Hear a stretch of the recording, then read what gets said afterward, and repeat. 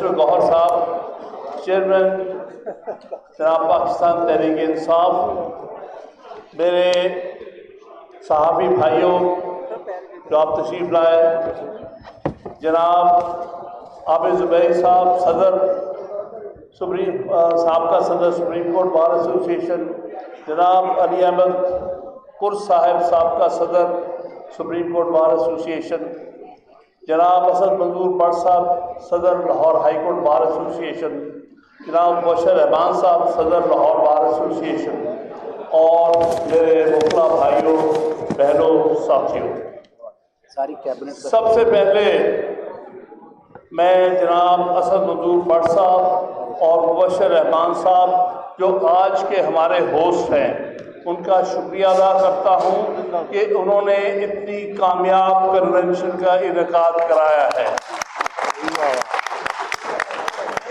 उन्हें ख़ाज तहसीन पेश करता हूं।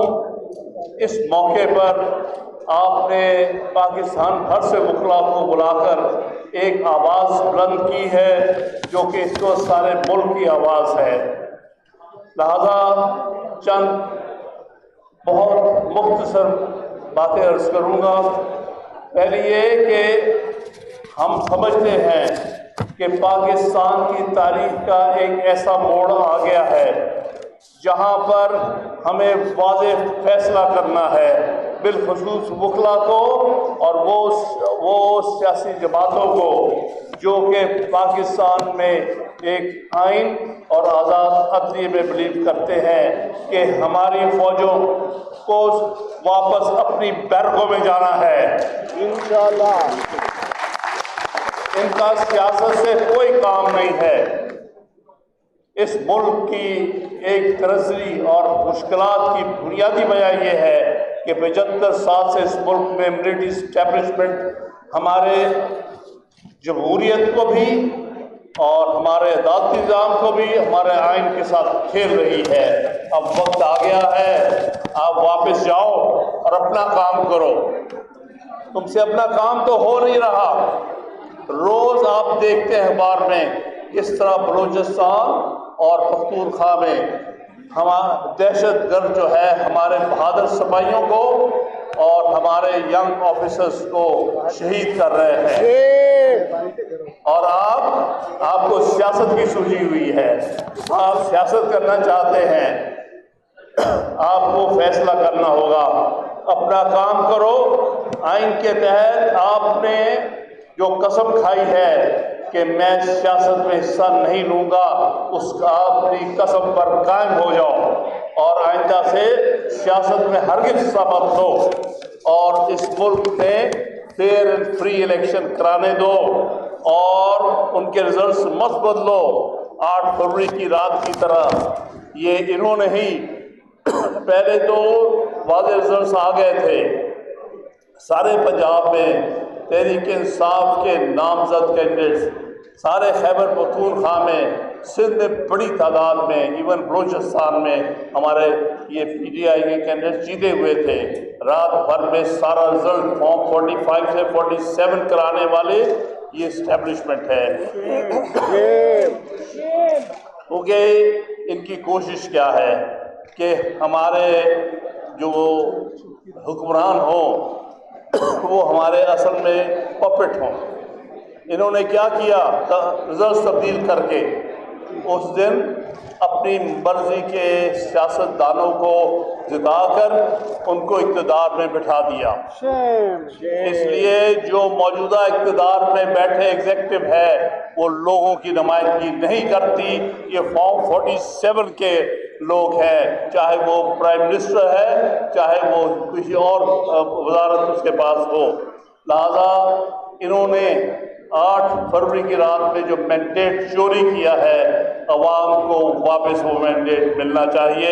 हम उस वक्त कोशिश जारी रखेंगे जब तक कि चुराया हुआ मैंडेट वापस ना मिल जाए।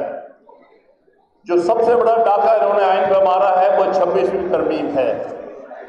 किस तरह 26वीं तरमीम आई, बैरिस्टर गौहर साहब ने आपके सामने बयान की। रात के अंधेरे में लोगों को उठा के लोगों के बच्चों को अगवा करके, लोगों पर जबर और जुल्म और ज्यादती करके آپ نے یہ ایک ایسی ترمیم جو دنیا کے کسی حصے میں کبھی کسی جمہوری ملک میں نہیں ہو سکتی وہ آپ نے پاس کرائی، اور وہ پاس نہیں ہوئی تھی، آپ کے نمبر تب بھی پورے نہیں تھے، آپ نے لوگوں کو اٹھا کے زبردستی ان سے ووٹ ڈلوائے۔ تو اس لیے 26ویں ترمیم جو ہے اس سے آپ نے ایگزیکٹو کو اپنے پپٹس بنا لیا، جو لیجسلیچر ہے وہ پہلے ہی پپٹس ہے، نمبرز ہیں، ان کی کوئی حیثیت نہیں ہے، اور اب آپ نے 26ویں ترمیم کے بعد پاکستان میں جوڈیشری میں بھی اپنے پپٹس لگا دیے ہیں۔ تیسرے نمبر سے اٹھا کے ایک جونیئر جج کو سپریم کورٹ یعنی پاکستان کا چیف جسٹس لگایا گیا، اور سینئر ججز کو اگنور کیا گیا، جس کے بارے میں بڑا واضح قانون ہے کہ سینئر موسٹ جج ہی سپریم کورٹ کا اور پاکستان کا چیف جسٹس بنتا ہے۔ اس لیے ایک پپٹ بن گیا ہے اب چیف جسٹس۔ اب اس سے آپ کیا کو کر سکتے ہیں کہ وہ 26ویں ترمیم کے بارے میں ایک مناسب فیصلہ کرے گا؟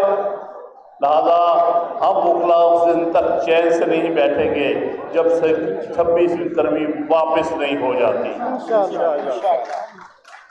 26ویں ترمیم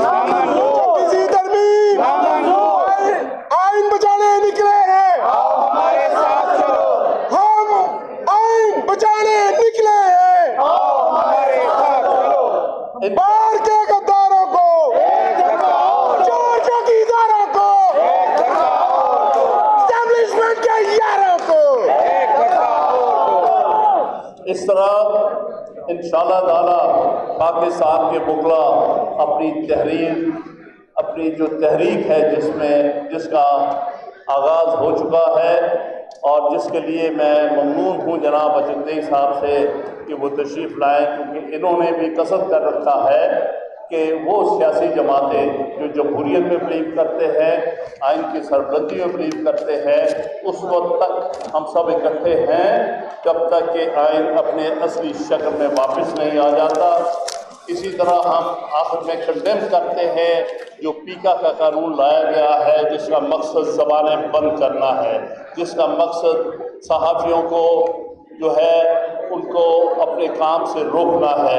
ہم اس کو کنڈیم کرتے ہیں، ہم اپنی جدوجہد جاری رکھیں گے جب تک کہ انشاءاللہ 26ویں ترمیم اپنے خاتمے کو نہیں پہنچ جاتی اور آئین اپنی اصلی شکل میں نہیں بحال ہو جاتا۔ آصف کا قید ہے نا، آصف کا قید ہے 26 ترمیم جاری ہم کرن واسطے 26ویں آئینی ترمیم آصف کی سوال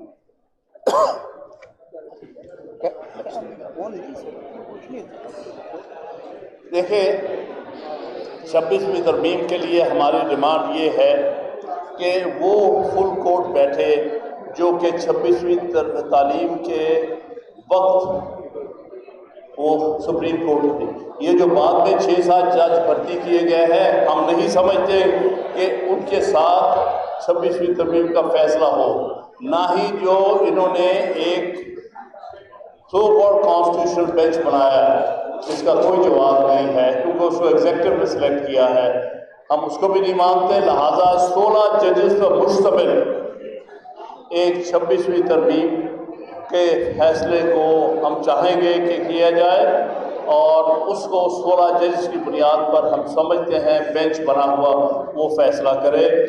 آپ سب سے ریکویسٹ ہے کہ پاکستان میں ان وکلا کا ساتھ دیں جو وکالت، جو کہ آئین، جو کہ عدلیہ کی آزادی میں بلیو کرتے ہیں۔ 22 تاریخ کو ایک بہت اہم الیکشن ہونے جا رہے ہیں سارے پاکستان میں، پنجاب میں بھی اور مرکز میں بھی۔